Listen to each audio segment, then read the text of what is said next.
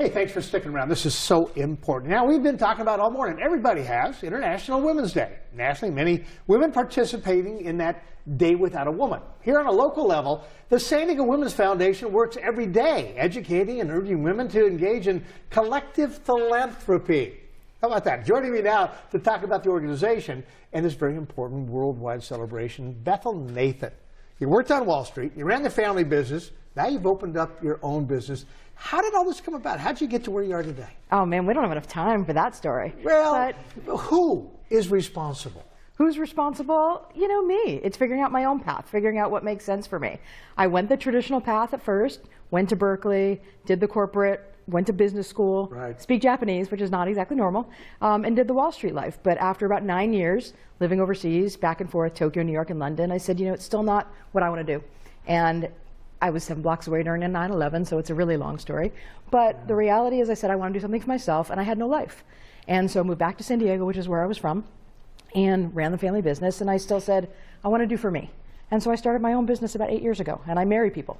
The foundation. Yes. Yeah, I know you marry people. Her business is really a trip. We'll talk about that if we have time at the end.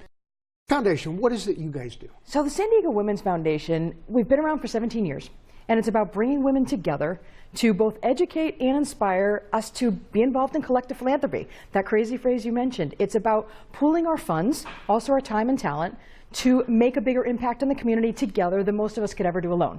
Yeah. So we are able to take all of our money. Over 16 years, it's been $3 million granted into this community across 80 different nonprofit programs.